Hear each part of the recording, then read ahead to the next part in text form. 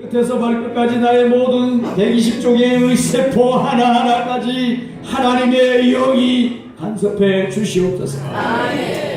예배하는 중에 우리의 묶임을, 우리의 억압하고 있는 모든 사슬들이 풀어지는 것을 경험하게 하시옵소서. 구원이 분명해지게 하시옵소서. 영생이 내 것임을 선포하게 하시옵소서. 하나님께서 나의 왕이 되심을 고백하며 예수님의 귀하신 이름으로 기원하옵나이다. 아멘. 저희들에게 주신 하나님의 말씀은 열왕기하 17장 1절부터 12절까지 성경을 가지신 분은 성경을 보시고 성경 없는 분들은 스크린을 보시기 바랍니다. 소리내서 함께 읽습니다. 유다의 왕 아하스 제12년에 엘라의 아들 호세아가 사마리아에서 이스라엘 왕이 되어 9년간 다스리며 여호와께서 보시기에 악을 행하였으나 다만 그 전 이스라엘 여러 왕들과 같이 하지는 아니하였더라.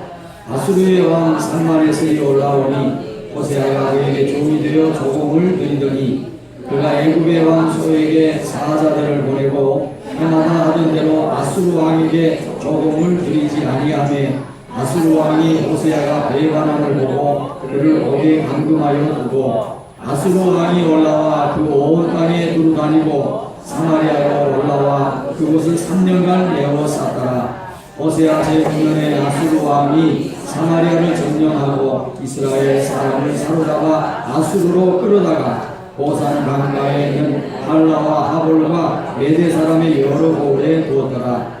이 일은 이스라엘 자손이 자기를 애굽 땅에서 인도하여 내사 애굽의 왕 바로의 손에서 벗어나게 하신 그 하나님 여호와께 죄를 범하고 또 다른 신들을 경외하며 여호와께서 이스라엘 자손 앞에서 쫓아내신 이방 사람의 규례와 이스라엘 여러 왕이 세운 율례를 행하였습니다.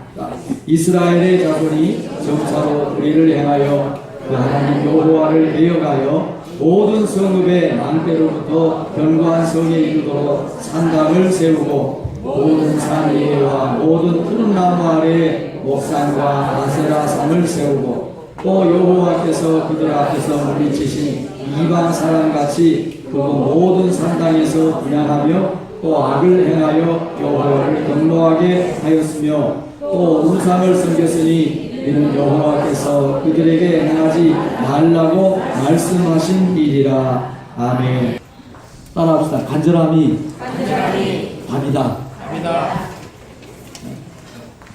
새끼 굶어서 밥을 먹는 사람하고 배가 불러서 먹어도 그만 안 먹어도 그만한 사람하고는 절대 밥 먹는 모습이 같을 수 없어요. 따라합시다. 우상 숭배로 무너진 북이스라엘. 하나님은 오늘 우리가 드린 예배를 통해서 먹고 싶지 않은 밥을 억지로 엄마가 먹이듯이 예배에 참여하는 우리들이 그런 모습으로 예배에 참여하는 것을 원하지 않다고 저는 생각합니다. 만삭이 된 배를 붙잡고 발버둥을 치면서 찬양하고 눈물을 흘리면서 하나님을 바라보면서 예배하는 것과 예배당에 나오긴 했지만 급한 것도 없고 갈급함도 없고 절박도 없고 그런 모습과는 아마 다르리라고 생각이 됩니다. 아마 하나님이 은혜 주시고 하나님이 역사하시는 그 강도와 분량도 다르리라고 저는 생각합니다. 아멘. 다시 따라합시다. 우상 숭배로 무너진 북이스라엘.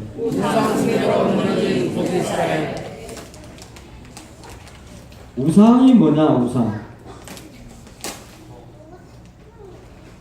하나님을 못 보게 가리는 건 다 우상입니다. 돈 좋아하는 사람이 돈 때문에 하나님을 못 보는 거예요. 그러면 뭐가 우상이죠? 돈이 우상입니다. 어떤 사람은 명품 백을 좋아해요. 명품 백. 그 명품 백 때문에 하나님이 안 보여요. 눈이 가려져 버렸어요. 그럼 뭐가 우상이라고? 명품 백이 우상이에요. 어떤 사람은 아들이, 딸이 우상이에요. 아들 때문에 하나님을 못 봐요. 어떤 사람은 자기 자신이 또 우상이에요. 하나님을 자기 자신의 자존심, 자기 자신의 어떤 그 편안함, 이런 것 때문에 하나님을 못 보게 만드는 게.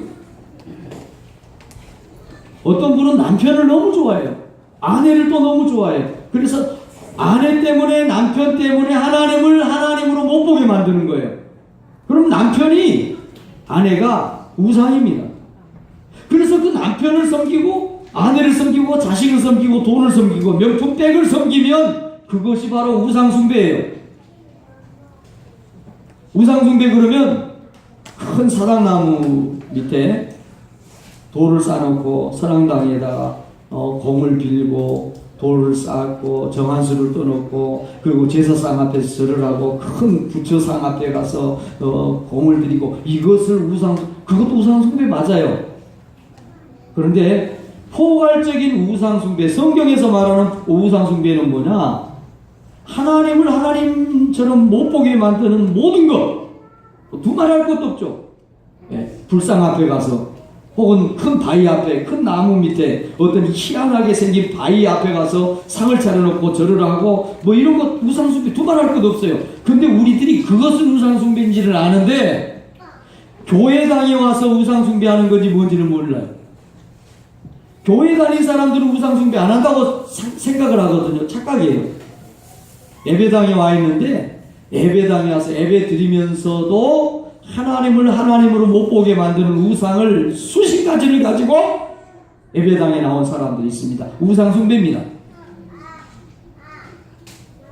가장 큰 우상숭배는, 가장 하나님을 속상하게 하는 우상숭배는 부처상 앞에 가고 큰 나무 뿌리 앞에 이상한 바위 밑에 가서 절을 하는 그 우상숭배가 아니라 정말 하나님 속상하게 하고 정말 하나님이 마음이 미어 터지는 우상숭배는 교회에 와서 입술로는 하나님 주여 주여, 교회에는 와서 봉사는 하는데 다 우상숭배로 하나님을 섬기는, 이것 때문에 북이스라엘은 무너집니다.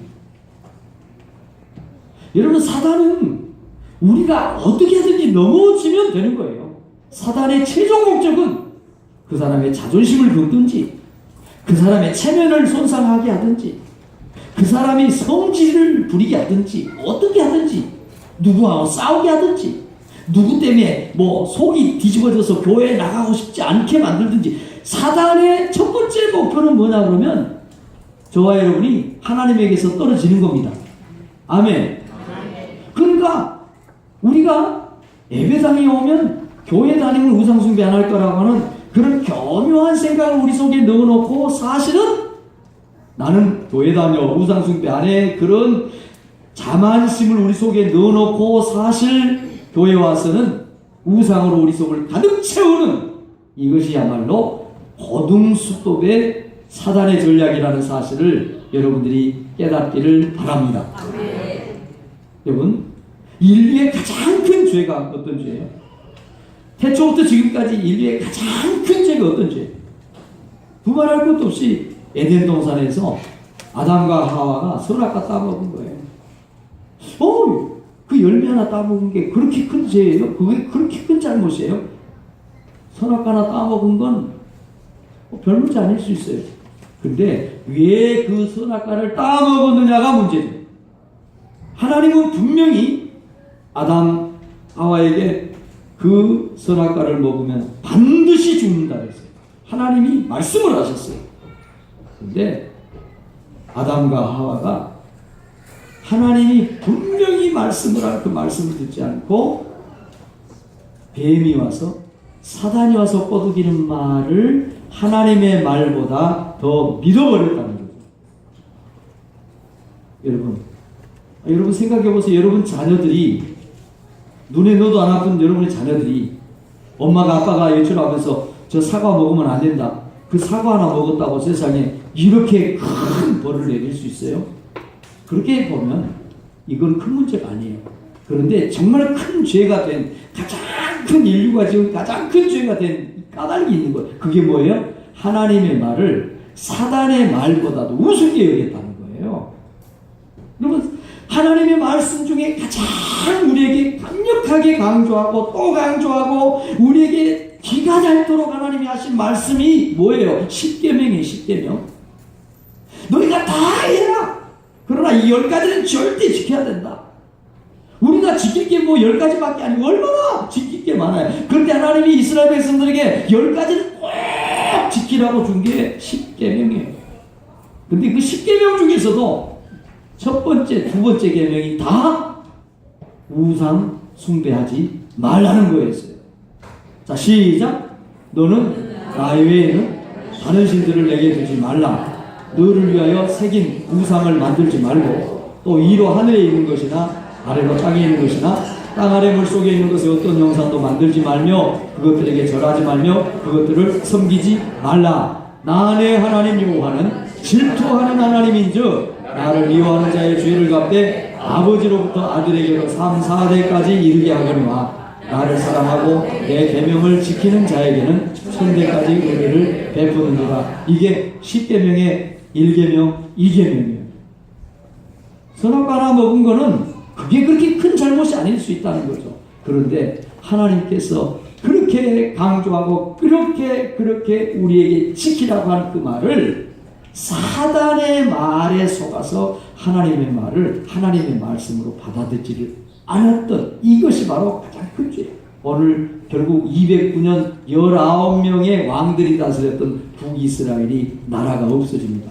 망하는 거죠. 무너지는 거죠. 이유를 알고 봤더니 그것은 우상 숭배 때문이었다는 거예요. 7절 8절은 그렇게 시작합니다. 이 일은 어떤 일은 북이스라엘이 아수르 나라의 나라를 뺏긴 거. 왕은 잡혀가고 백성들도 잡혀가고 나라는 역사성에서 완전히 사라져버리는 이 일은 이스라엘 자손이 자기를 애굽 땅에서 인도하여 내사 애굽의 왕 바로의 손에서 벗어나게 하신 그 하나님 여호와께 죄를 범하고 우상 숭배는 죄예요. 죄를 범하고 또 다른 신들을 경외하며 여호와께서 이스라엘 자손 앞에서 쫓아내신 이방 사람의 규례와 이스라엘 여러 왕이 세운 율례를 행하였기 때문이다. 그래서 나라가 망했다는 거예요. 12절은 또 그렇게 말하죠. 우상을 섬겼으니 이는 여호와께서 그들에게 행하지 말라고 말씀하신 일이라. 여러분, 세상 사람들이 큰 불상 앞에, 나무 앞에, 바위 앞에 이상한 곳에 가서 이상한 행동을 하는 우상 숭배뿐만 아니라 하나님을 못 보게 가리는 모든 것들에게서 예배당에 나와 있지만은 예배당에 나와 있는 우리들이 앞을 보면서 하나님을 못 보게 가리는 어떤 것이든지 여러분들 정리하는 은혜가 있기를 축원합니다. 아멘. 왜냐하면 그게 우상이기 때문에. 오늘 이 말씀이 저와 여러분의 첫 번째 메시지입니다. 같이 읽어보겠습니다. 하나님은 북이스라엘이 회개하기를 기다렸지만 회개하지 않아서 심판했습니다.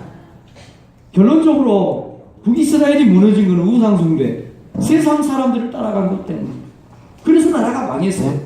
여러분, 그런데 기억할 것이 있어요. 하나님은 우상 숭배하고 세상 사람들이 살아가는 방식으로 살아가는 이스라엘 백성들을 209년 동안 참아주셨다는 거죠. 참아주셨다는 거예요. 하나님이 정말 좋으신 하나님인 것은 좋으신 하나님 내게 너무나도 좋은 하나님은 왜 이렇게 우리에게 여러분 한 사람 한 사람에게 너무너무 좋으신 분이냐면 하나님은 우리가 우상 숭배를 해도 기다려 주십니다. 우리가 망할 짓을 해도 참고 기다려 주십니다. 북이스라엘이 여로보암부터 시작해서 한결같이 한 왕도 다를 바 없이 아주 작정이나 한 것처럼 똑같이 악한 길을 갔어요. 우상 숭배 길을 가고 세상 사람들이 가는 그 길을 똑같이 갔다는 거죠. 그런데 하나님이 너무너무 좋으신 하나님이 200년을 기다려주십니다. 여러분, 저와 여러분이 섬기는 하나님이 이토록 우리를 참아주시고 기다려주시고 우리를 사랑하시는 우리에게 너무너무 좋은 분임을 여러분 인정하시기를 바랍니다. 아멘. 좋으신 하나님, 내게 너무나도 좋은 분, 찬양하리 영원히 참 좋은 분. 그런데 하나님이 좋을 수밖에 없는. 그런데 문제는 이스라엘 백성들은 그 좋으신 하나님을 좋으신 하나님으로 알지를 못했어요. 그 어리석은 이스라엘 백성들은, 왕들을 비롯해서 모든 백성들은 하나님이 좋으신 분인지를 알지 못하고 우상숭배, 세상 사람들이 추구합니다. 멸망의 길, 저주의 길, 사망의 길을 죽는지 모르고 달려야 한다는 겁니다. 오늘 13절 14절은 이렇게 말합니다. 여호와께서 각 선지자와 각 선견자를 통하여 이스라엘과 유다에게 지적하여 이르시기를 너희는 돌이켜 너희 악한 길에서 떠나 나의 명령과 율례를 지키라. 너희는 돌이켜라. 너희는 돌아와라. 너희는 생각해라. 회개해라. 각 선지자와 각 선견자들을 통해서 시대와 때를 따라서 왕들이 바뀔 때마다 왕조가 뒤집어지고 반역이 일어나고 피비린내가 나고 하나님이 도저히 눈뜨고 볼 수 없는 그런 정말 추악하고 어두운 역사가 반복이 되는데도 계속해서 하나님은 그 시대의 그 때를 향해서 선지자들을 보내시고 하나님의 종들을 보내서 너희들은 돌이켜서 돌아오라고 기다리고 있었다는 거예요. 말씀을 주시고 율례를 주시고 율법을 주시고 하나님의 선한 규례를 가르쳐 주셨어요. 그런데 그들이 듣지 아니하고 그들의 목을 더 곧게 했다는 거예요. 여러분, 저와 여러분에게 가장 큰 교만이 어떤 교만이냐면요, 하나님의 말씀을 하나님의 말씀으로 인정하지 않고 내 생각대로 나아가는 것, 이것이야말로 가장 큰 교만이라는 것을 기억하시기를 바랍니다. 교만했어요. 그래서 돌아오라고 하나님이 돌아오라고 그 배어간 피비린내 나는 그 역사가 반복이 되고 반복이 되고 도저히 하나님이 용인할 수 없는 그 추악한 일들이 계속 반복되는데도 사람이 할 수 없는 놀라운 부끄러운 일들을 자행하고 처지는 것.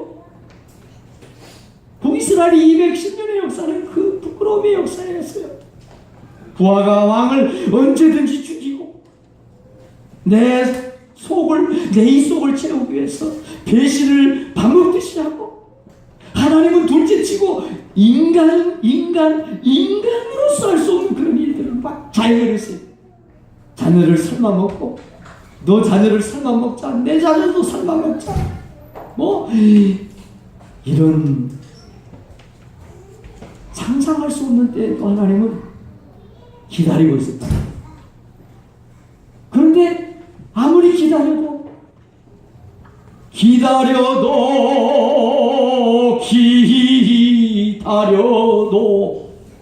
안 되는 거예요. 그래서 하나님이요, 결국은 이스라엘 백성들을 여호와께서 그의 종 모든 선지자를 통하여 하신 말씀대로 드디어 이스라엘을 그 앞에서 내쫓았다. 이렇게 호세아 9년에 아수르 왕이 사마리아를 점령하고 이스라엘 사람을 사로잡아서 아수르로 끌어갑니다. 고산 강가에 있는 할라하골 메대 사람의 여러 거울에 흩어버립니다. 왜요? 돌아오기를 기다리고 회개하기를 기다렸는데 그들은 오히려 목을 곧게 했어요. 여러분 기억하세요. 하나님은 우리에게 완벽을 요구하지 않는다는 사실을 믿으시기를 바랍니다. 아멘. 여러분, 왜 하나님이 우리에게 완벽을 요구하지 않느냐면요, 우리가 이렇게 형편없고 우리가 이렇게 연약하고요, 우리가 정말 별 볼 일 없다는 사실을 우리보다도 하나님이 더 잘 아세요. 왜냐하면 저와 여러분을 만드신 분이 누구예요? 하나님이에요. 여러분들이 자녀들을 낳아서 게을러 보면 알아요. 첫째는 기관지가 약하니까 저놈들은 어떻게 하든지 찬바람 쐬면 안 돼. 기관지가 약하니까 마스크 해줘야 돼. 기관지가 약하니까 저들은 아랫목에 누워야 돼. 둘째, 쟤는 신장이 약해. 신장이 약하니까 신장에 좋은 이거 약 먹이고 음식 먹여야 돼. 엄마가 다 알아요. 하나님이 우리를 만드셨어요. 우리가 완벽하지 않다는 걸 하나님이 잘 아세요. 왜냐하면 우리의 재료가 흙이라는 걸 하나님이 너무너무 잘 아십니다. 우리 사람들이 뭐 저 사람은 똑똑하고 잘나고 저 사람들은 훌륭하고 어쩌고 멋있고 그런 것 같지만요, 흙은 흙이에요. 같은 흙이에요. 좀 뛰어나 보이고 똑똑해 보이지만 그 사람도 흙이요, 나도 흙이에요. 우리 사람은 거기서 거기에요. 할렐루야. 하나님은 우리의 약함을 다 아세요. 그래서 예수님이 그렇게 말씀하십니다.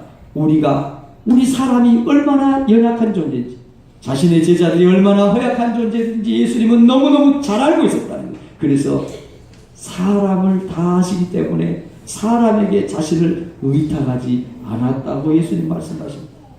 베드로가 예수님께 나와서 묻습니다. 내 형제가 내게 잘못하면 내가 몇 번까지 용서를 해주면 될까요? 한 7번 정도 봐주면 될까요? 그러니까 예수님께 말씀하시기를 뭐라고 말씀하십니까? 7번을 70번까지라도 용서해주라. 이 무슨 말이에요? 너도 그렇게 연약하고 너 형제도 그렇게 형편없이 연약한 존재라는 거예요.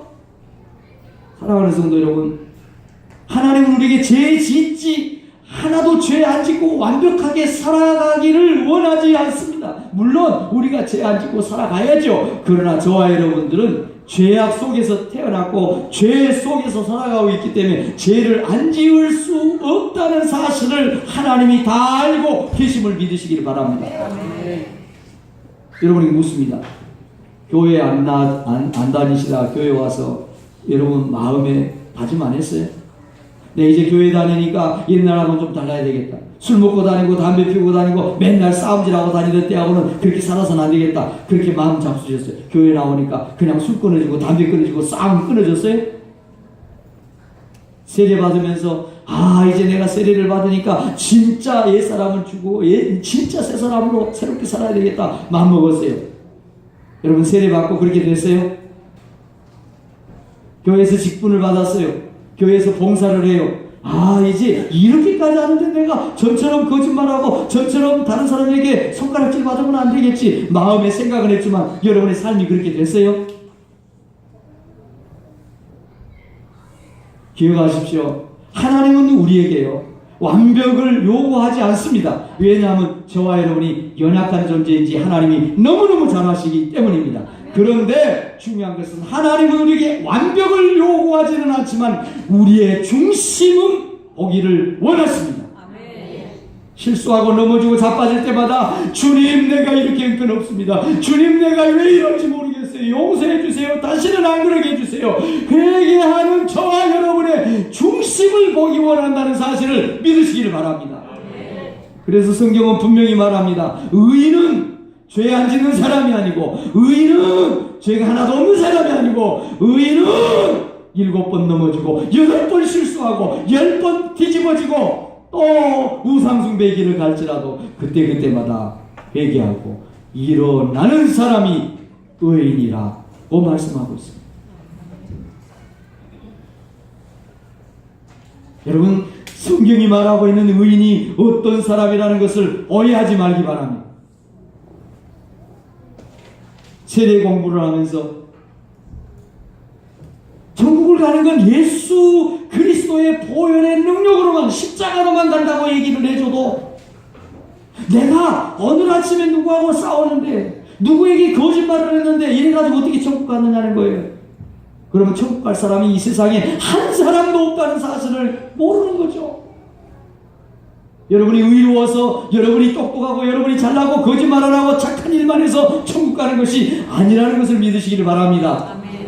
대저 의인은 7번 실수할 수 있어요. 8번 넘어질 수 있어요. 심지어는 우상숭배 자리도 갈 수 있어요. 그러나 중요한 것은 우상 숭배의 자리에 가는 그것에 대해서 회개하고 내가 다시는 이러지 않겠다고 다시 다짐하고 결단하고 넘어지더라도 다시 일어나서 또 가면서 가다가 보면 우리는 예수의 보혈로 온전한 사람들이 될 줄로 믿습니다. 저와 여러분이 죽는 날까지는요 절대 완벽한 사람이 있을 수 없어요. 어떤 사람들은 또 우리 양심적인 사람들이죠. 내가 교회를 다녀도 내가 거짓말하는 걸 끊을 수 없어.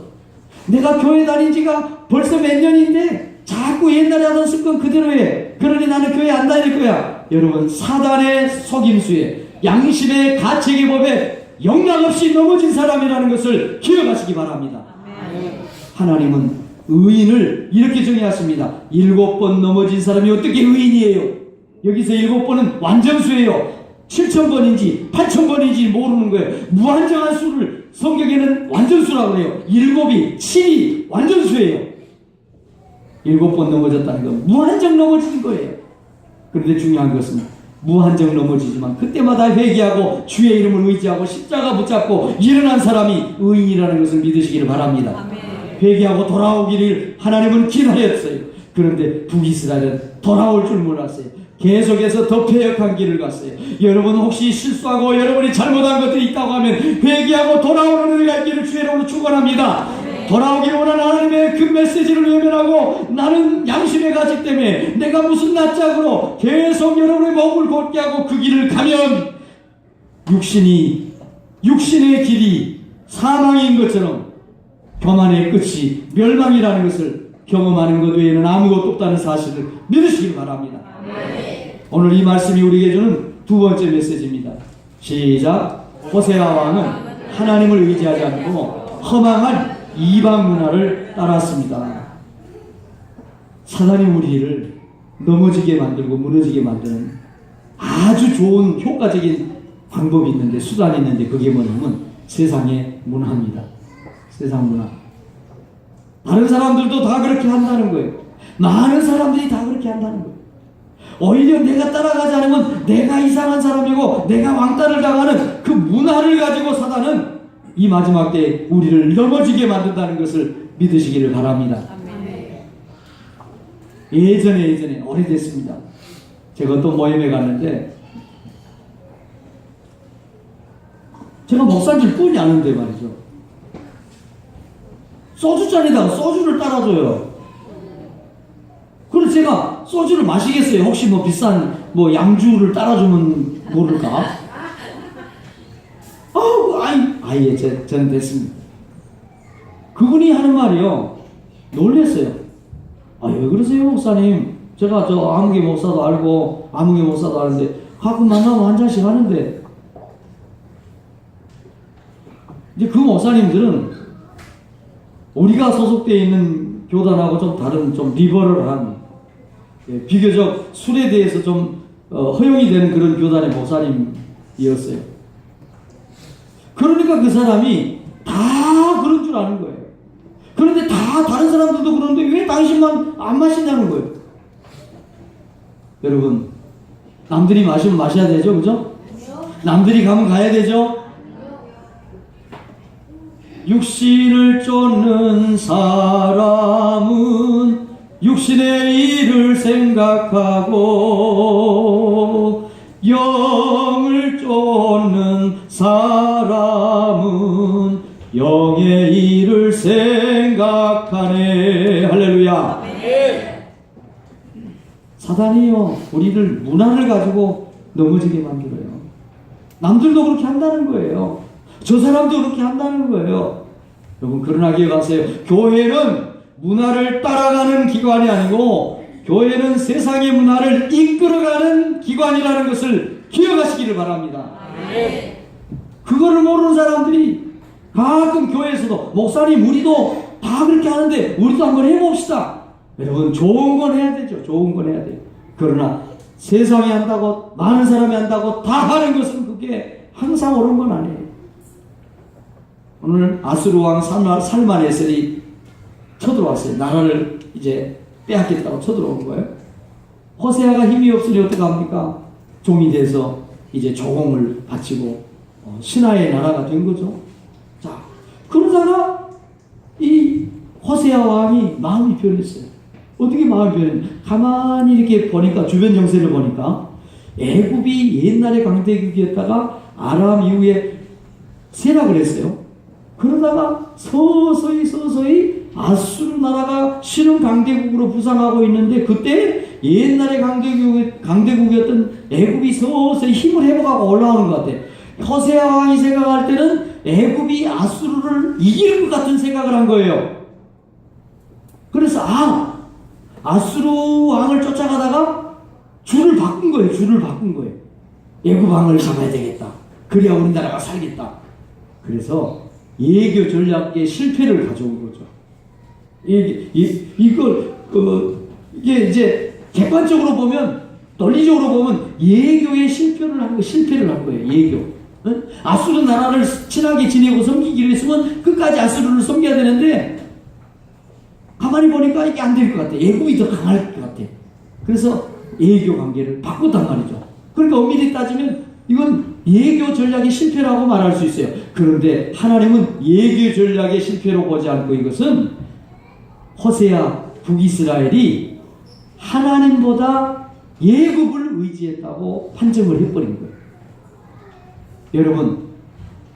여러분이 혹시 내 생각에는, 내 판단으로는 이것이 나을 것 같아서 이걸 선택을 했는데, 그 여러분이 선택한 것이 하나님이 볼 때 하나님보다 이것이 더 낫다고 선택한 것으로 여러분이 판단받지 않도록 여러분의 선택, 여러분의 생각을 심사숙고하시기를 주 여러분을 축원합니다.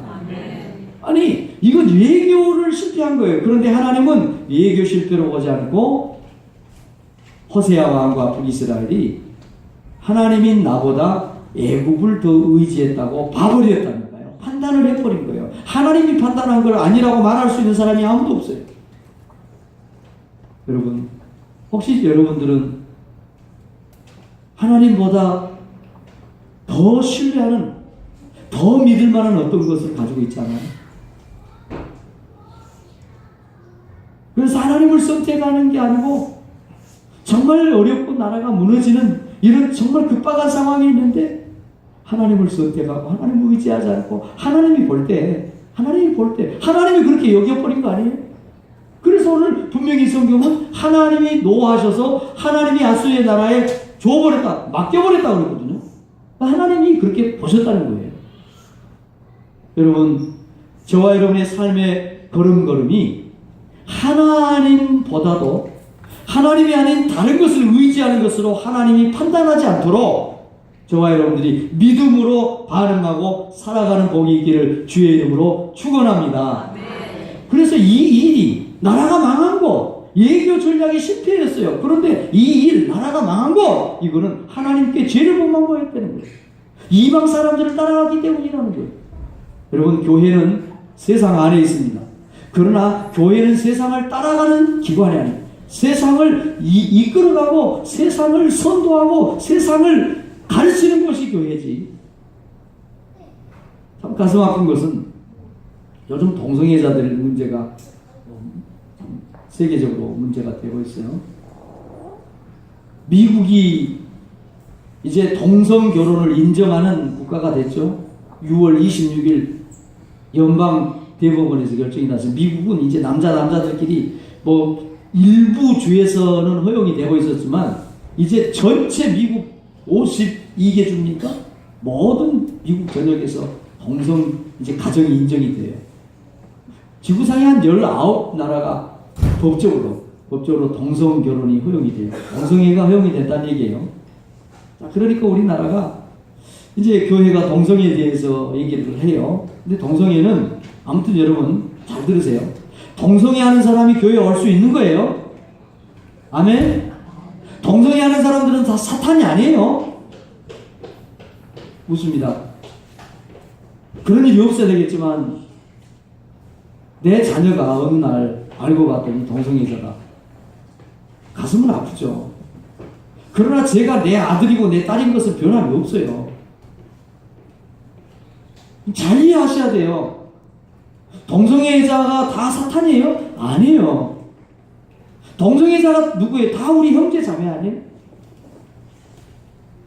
그럼에도 불구하고 알고 보더니 내 형제 중에 누가 동성애를 해요? 동성결혼을 하겠대. 그렇다고 해서 내가 형제 자매가 아닌 게 아니에요. 그런 마음으로 볼 수 있어야 하는 거예요. 동성애자들 교회 오면 안 돼요? 올 수 있는 거예요. 와서 하나님의 은혜로 정말 건강하게 아픈 사람이 회복되는 것처럼 그걸 우리는 교회는 추구하고 교회는 그걸 가르쳐야 되는 곳이에요. 할렐루야. 여러분 자녀들 중에 여러분 형제들 중에 아픈 사람이 있을 때 어떻게 해요 여러분? 그거 원하고 받아들일 수 있어요. 그러나 받아들이고 안 받아들이고는 둘째 문제고 우선 건강해져야 되는 거예요. 그리고 인정해줘야 돼요. 아픈 사람을 아프다고 해야지. 교회도 못 오게 하고 말이죠. 사탄이라고 여러분 너무 나가는 거 아니에요. 그럼에도 불구하고 교회는 분명히 말할 수 있어야 됩니다. 동성애는 하나님의 법이 아니다. 하나님이 허용하는 정상적인 것이 아니다는 것을 언제든지 얘기할 수 있는 곳이 교회가 되어야 됩니다. 아멘. 할렐루야. 아멘. 옳고 그름을 얘기를 해주는 것이 바로 교회예요. 헌금 좀 많이 한다고 뭐가 뭘 좀 목사한테 맛있는 거 산다고 나쁜 사람을 착한 사람이라고 할 수는 없는 거잖아요. 그러니까 교회들이 이제 막 데모를 하고 또 같이 막 이렇게 하는 거예요. 좋은 효과가 있어요. 계몽하니까. 다 나쁘게만 또 보지 마세요. 그러니까 이 안티들이 그런 교회를 향해서 뭐라고 그러냐면 너네들이나 잘해라. 교회가 동성애자들을 향해서 옳다 그러다 말할 계제가 못 된다. 너희 코가 석자다. 누구한테? 네? 세상 사람들. 네. 특별히 안티들이 교회를 향해서 너희들이나 잘해. 그건 동성애자들 데리고 가서 동성애자들 데모하고 못하게 그러지 말고 니들 코가 석자예요. 우리가 볼 때는 너희들이나 잘해. 마음이 참 참담해요. 왜 이렇게 됐어요? 왜 이렇게 됐다고 생각하세요?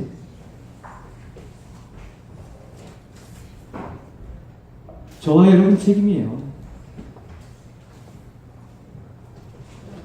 이단들이 하는 얘기 들어보실래요?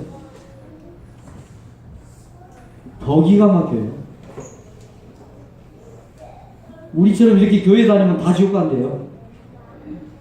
저 같은 신학교 나온 목사한테 설교 듣고 목사 시킨 대로 하면 다 지옥 가요. 한 사람도 못 가요. 근데 그렇게 얘기하는 사람들의 숫자가 점점 늘어나고 있어요. 한계는 있을 거예요. 무한정이 다 그렇게 되는 건 아니에요. 그러나 일정한 부분 어느 단계까지는 여러분 저는 그거를 나쁘다고 보진 않아요. 왜요? 그것 때문에 목사인 제가 그런 것들 때문에 그런 현상들 때문에 교회에 다니는 지각 있는 정신이 올바로 믿음이 바로 박힌 그리스도인들이 정신 차릴 수 있기 때문에 다 나쁜 건 아니에요. 왜 이렇게 됐나? 교회가 세상을 따라갔어요. 교회가 세상을 따라가 버렸어요. 목사가 세상 따라가 버렸고요. 교회 앉아있는 여러분들이 돈 우상에 완전히 눈이 뒤집어졌고요. 출세 우상에 완전히 뒤집어져 버렸고요. 성경은 반대였고요. 성경이 가르친 말씀은 전혀 상관없고요. 돈 버는 거, 사람 많이 모이는데 큰 교회 지은데 거기에 하나님의 은혜의 축복이 거기 있다고. 목사들 책임이 커요. 복 받으세요. 그러니까 그 복이 천국 가는 복이거든요. 여러분 복 중에 가장 큰 복은 천국 가는 복인 걸 영생 구원 얻는 것이 성경에서 말하는 복 중에 복인 것을 믿기 바랍니다. 아멘. 그런데 목사들이 복 얘기를 하면서 은연중에 세상에서 아이들 좋은 대학 가고 돈 많이 벌고 그 집 넓은 데 사는 것이 은근히 복이라고 은연중에 가르쳤어요. 은연중에. 그러니까 교회 안에 있는 사람들이 다 입으로는 하나님 그런데 돈 우상, 출세 우상, 지부상한테 다 잡혀 있어요. 그래서 오늘날 너희들이나 잘해라.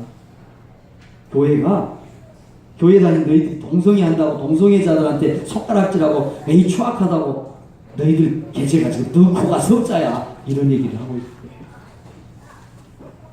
사랑하는 성도 여러분, 교회는 세상을 따라가는 기관이 아니라는 것을 믿으시기 바랍니다. 세상이 넓은 길로 가고 수많은 사람들이 아무리 옆에서 어떤 사람이 어떻게 어떤 교회가 어떻게 가더라도 교회는 하나님의 말씀을 따라가는 하나님의 말씀을 지키는 것이라는 것을 믿으시기 바랍니다. 아멘. 오늘 이 말씀이 우리에게 주는 마지막 메시지입니다. 우상숭배는 이기적 욕심에서 시작되고 그 결말은 비참합니다. 우상숭배가 북이스라엘이 오늘 우상숭배 때문에 망하는데요. 어디서부터 시작이 됐냐면 북이스라엘을 창시한 여로보암 왕부터 시작이 돼요. 물론 우상숭배의 역사는 저 멀리 출애굽에서부터 시작이 되죠. 인류의 역사상. 그러나 북이스라엘이 무너졌는데 왜 무너졌느냐? 북이스라엘의 나라를 만들어낸 여로보암 왕부터 우상숭배가 시작이 됐다는 거예요. 근데 우상숭배가 왜 시작이 됐느냐 하면 자기 이익 때문에 시작이 됐어요. 여러분, 여로보암이 왕이 됐어요. 왕이 됐는데 솔로몬 때 하나님은 이스라엘 백성들이 모여서 예배드릴 중앙성소를 성전을 건축을 했어요. 예배는 어디서 드려야 되느냐 하면 성전에서 예배 드려야 돼요. 그런데 나라가 둘로 나눠졌어요. 북이스라엘을 여로보암이 나라를 세웠어요. 국경이 정해졌어요. 사람들은 왕래를 할 수 있었지만 그런데 예배를 드리러 북이스라엘 여로보암의 백성들이 예루살렘까지 내려가는 거예요. 지리적으로 말하면 내려가는 거예요. 그런데 성경에서는 뭐라고 그래요? 항상 성전은 올라간다고 표현을 하죠. 할렐루야. 이 영적인 의미를 가지고 있어서 그러는 거예요. 성전에 내려간다는 것은 없어요. 아무리 여러분 북쪽이 위에요. 남쪽이 지금 예루살렘이에요. 그런데 다 성전에 올라간대요. 성전에 예배드리러 갔다가 오면 북이스라엘 백성들의 마음이 남쪽 유다 왕한테 마음을 뺏겨버릴 거라는 거죠. 그래가지고 예배드리러 가서 다시 북이스라엘로 안 와버리면 여로보암이 세운 북이스라엘은 망한다는 거예요. 그래서 북이스라엘의 왕인 여로보암이 아주 궁여지책으로 생각해내는 것이 바로 우상숭배였어요. 금 송아지 2개를 만들어서 베델과 단에다가, 베델은 남쪽이고 단은 북쪽 국경이에요. 두 군데다가 금 송아지 우상을 세워놓고 예루살렘에 안 가도 된다. 예루살렘에 안 가도 된다. 이제는 우리나라 베델과 단에 가서 마음대로 예배드리면 된다. 할렐루야. 그래서 우상이 시작이 된 거예요. 자, 읽어봅니다.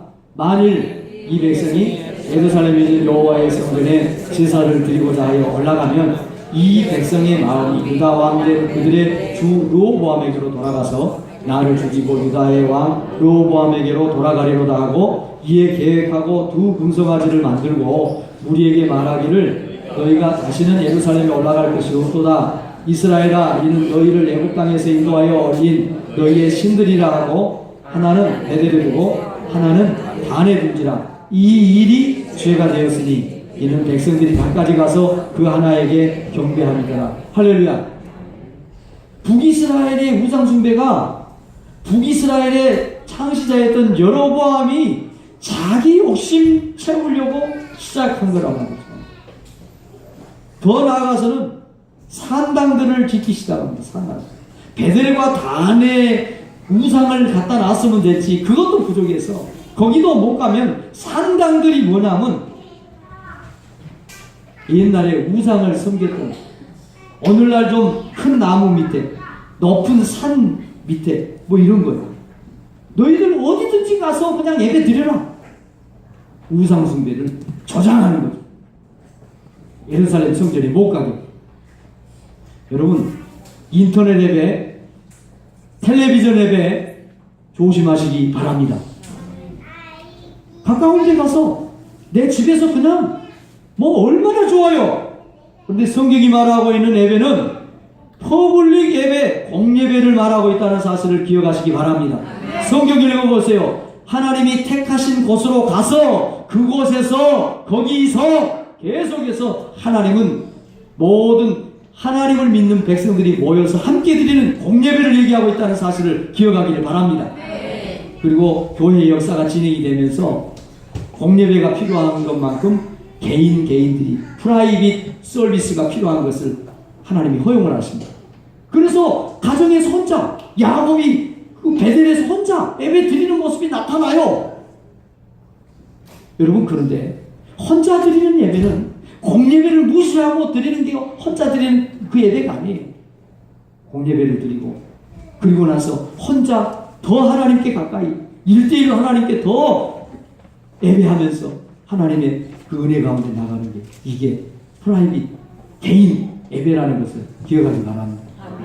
오늘 교회 안 왔어요. 오늘 비도 오고요. 인터넷 예배. 서울 오늘 은희교회 목사님 예배를 드렸습니다. 예배를 본 거지. 무슨 예배를 드렸어요? 예배를 드리는 것은 우리의 서비스예요. 서비스가 뭐예요? 나를 드리는 거예요. 워십이라는 게 뭐예요? 가장 가치 있는 것에 내가 나아가는 거예요. 내 몸을 드리고 마음을 드리고 물질을 드리고 찬양을 드리고 기도를 드리고 우리의 신앙을 드리는 거, 이게 예배예요. 아멘. 따라하세요. 예배는 보는 것이 아니라 그래도 안 따라하네. 예배는 드리는 것이다. 나쁜 건 제가 의도를 하니까 나쁜 건 아니에요. 그러나 여러분 고치세요. 예배 본다는 말보다는 예배 드린다는 말로 바꾸세요. 물론 이제 우리가 그 의미를 잘 알고 있기 때문에 습관이 돼서 어렸을 때부터 그래서 예배 본다고 말할 수 있는데, 할 수 있으면 예배는 드린다고 바꾸세요. 야구를 보고 영화를 보고 축구를 보는 것이지 무슨 예배를 봅니까? 예배를 본다는 것은 내가 관객석에서, 내가 관람석에서 빠져서 있다는 거. 아니요, 그건 예배 아니에요. 예배는 내가 내 자신을 하나님께 드리는 거예요. 상당들을 짓고 레이자손 아닌 보통 백성으로 제사장을 삼고 그가 자기 마음대로 예배 날짜도 정하고, 이게 누가 한 거예요? 여러분. 무엇 때문에? 자기 욕심 때문에. 우상 숭배는요 정말 경건해요. 정말 거룩해요. 제가 이 얘기 몇 번 했는데 또 들어보세요. 우리 교회가 이사하기 전에 저쪽에 조그만한 교회 지었을 때 그 옆에가 공터가 있었어요. 그 공터가 무슨 공터였냐면 건설 중장비 기계를 세워놓은 회사의 공터였어요. 그러니까 주차장이었죠. 거기 보면 항상 포크레인, 거기 보면 트랙도 아니지, 이렇게 미는 거, 불도저 이런 거 있었어요. 한 번은 비가 이렇게 주적주적 내려요. 많이 내리는 건 아니고 주적주적 내려요. 내가 가만 보니까 어떤 사람이 포크레인을 새로 사온 거예요. 그래가지고 거기서 이제 일명 고사를 지내는 거죠. 근데 비가 추적추적 와요. 여러분 한번 상상해봐요. 비가 많이 온 건 아니고 안 오는 것도 아니고 추적추적 와요. 보통 사람들은 밖에 나가지 않는 그런 정도. 그런데요, 그 차를 하나 갖다 놓고 남자들이 한 3~5명 된 것 같아요. 돗자리를 딱 깔고 상을 차려놓고 거기 돼지 머리가 막 있어요. 그러니까 그 사람들이 표정을 제가 봤어요. 저도 할 일이 없었어요. 그때 2층에서 교회 2층에서 이렇게 보니까 재밌는 거예요. 어떻게 하나 가보자 하는데 그 사람들이 표정이 얼마나 근엄한지, 얼마나 경건하고 좀 몸가짐이 딱 진짜 눈에 띄어요. 여러분처럼 그렇게 안 해요. 여러분처럼 아주 정말 막 예의와 법도가 뚝뚝 떨어져요. 그 돼지 머리에다가 이 10,000원짜리 이렇게 이렇게 말아서 돼지 코에다 이렇게 손을 탁 찔러 넣어. 두 쪽 다 귀에 하고. 그리고 그 사람들의 표정이라는 게, 몸가짐이 되는 게 진짜 표현할 거예요. 아주 절도 있고 경건하고 예의 법도가 정말 좋아요. 술잔을 이렇게 따라가지고 앞에다 놓고 절을 하는데 얼마나 공손하게 이죠. 그렇게 아주 하더라고요. 그런데 그게 딱 끝나니까 돈을 일단 뽑대. 코에서 귀에서 돈을 뽑고 그 다음에 칼로 금방까지 그렇게 경건하고 진짜 예의 바르게 그렇게 근엄하게 절을 하고 이렇게 하더니 칼로 그 돼지머리를 잘라가지고 세상 이 요소 그러더니 술을 따라가지고 서서 말이죠. 그럼 젖으니까 서서 소주잔을 먹고 돼지를 먹어버려. 이게 뭐예요? 이게 우상숭배예요. 그 사람들이 그렇게 경건하고 그렇게 거룩하고 그렇게 뭘 하지만 무엇 때문에 하는 거냐? 우상숭배는 자기 욕심 때문에 하는 것이 우상숭배입니다. 절대 우상숭배자들이 100만원짜리 구슬하고 200만원짜리 구슬해도요, 그 구슬 무당을 위해서 하는 것도 아니고요, 무당이 섬기는 동자신을 위해서도 하는 것도 아니고요, 그 구슬은 100% 내 욕심을 채우기 위해서 하는 거예요. 그러니까 교회 와서 입으로는 하나님 하나님 말하지만 하나님을 이용해서 내가 얻기를 원하는 내 욕심 채우기 위해서 하나님을 이용하고 하나님을 은근슬쩍 하나님 눈 좀 딱 가려가지고 내 목적을 취하려고 하는 이것은 우상숭배.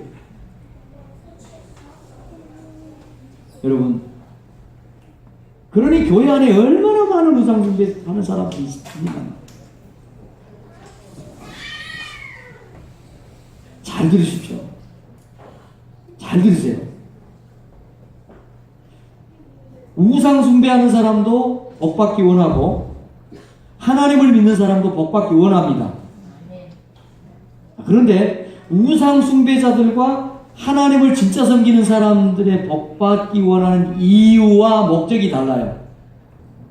자, 여기서 내가 우상을 숭배하고 있느냐, 진짜 참 하나님을 섬기고 있느냐가 결정이 돼요. 다 복을 받기를 원해요. 우상숭배자도 하나님을 믿는 우리도 다 복받기 원해요. 그런데 하나님을 섬기는 우리들은 복받기 원하는, 출세하기 원하고 높아지기 원하고 좋은 대학 가는 한 가지 목적은 딱 하나는 하나님의 영광을 위해서예요. 그런데 우상숭배자들은 하나님의 영광을 위해서 출세하고 성공하고 돈 벌고 높아지려고 하는 게 아니에요. 내 욕심을 위해서. 그러면 우상숭배예요. 여러분, 듣기가 좀 거부가시더라도 여러분 오늘 이 말씀을 여러분 마음속에 잘 대입해 보십시오.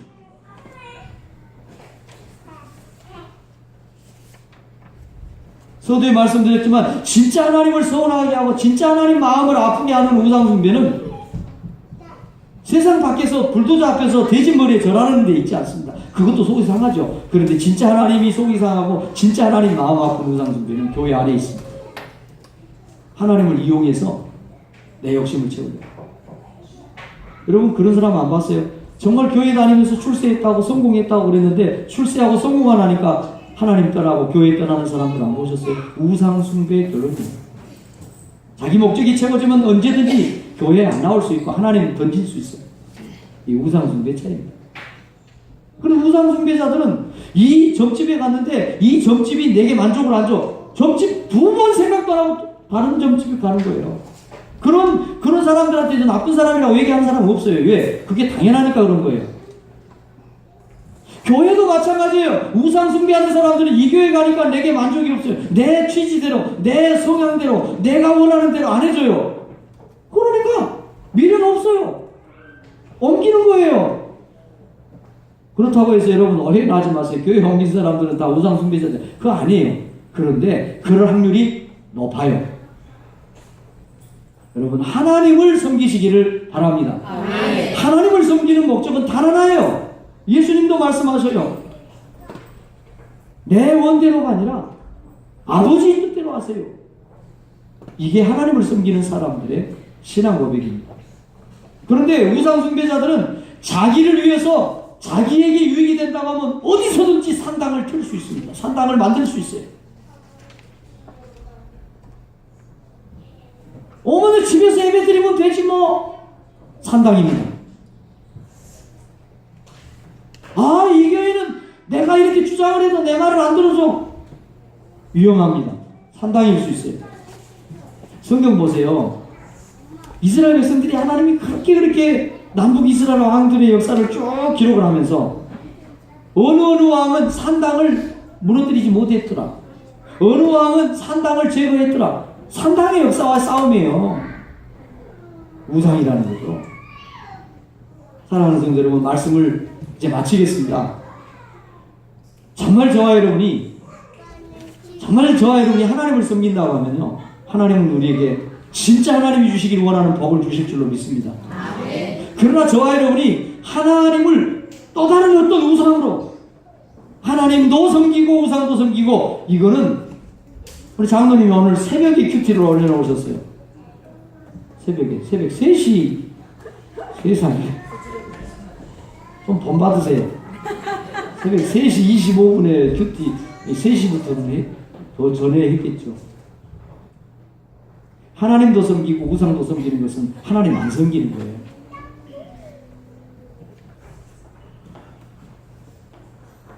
여러분, 오늘 기양 얘기했으니까 조금 된소리 할게요. 교회 다니시면서 점집에 다니신 분들이 있죠. 선택하세요. 그거는 하나님 안 섬기는 거하고 똑같아요. 어디일까? 딸 시집갈 때가 됐는데 어디일까? 집사님들이 딸 시집가는데 또 사주팔자 보러 가요. 이거는 안 섬기는 거예요. 아예 마음에 그렇게 작정을 하시고 마음에 답을 내리시기 바랍니다. 그건 혼합시다. 아주 하나님이 싫어하는 질투하시는 우상 숭배의 마지막은 미혹의 영이 임하는 건데요. 미혹의 영이 임하면 이단에 빠진 사람들,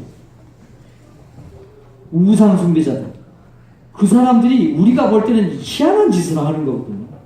내가 교회 2층에서 그 비가 추적추적 내리는데 돼지 머리에 그런 거 하는 거, 그거를 옆에서 보면 진짜 웃긴 걸 하고 있는 거예요. 근데 그들은 그렇게 그게 경건하고 그게 정말 의미가 있어요. 왜 그러나? 미혹의 영이 쓰였기 때문에. 따라하세요. 미혹의 영. 그럼 미혹의 영에 붙들리면 어떤 짓을 하느냐면 상식을 초월하는 일을 합니다.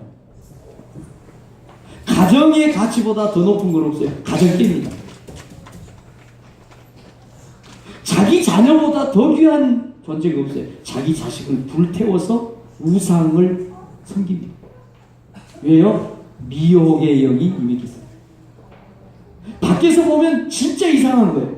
근데 미혹의 영에 붙들려서 그 속에 들어가 있는 사람들은 전혀 그게 이상하지 않아요. 이게 우상 숭배의 결론입니다. 여러분, 참 하나님을 섬기는 은혜가 있기를 주의 이름으로 축원합니다. 오늘 말씀 마치겠습니다. 여러분 생각하시면서 정말 하나님이 돌아오기를 원하고 또 기다리시는 그런 일들이 옵니까? 나는 어떻게 하고 있는가? 호세아 왕이 왜 하나님을 좀 의지를 하지? 왜 애굽을 더 의지했을까? 그래서 왜 나라가 망했을까?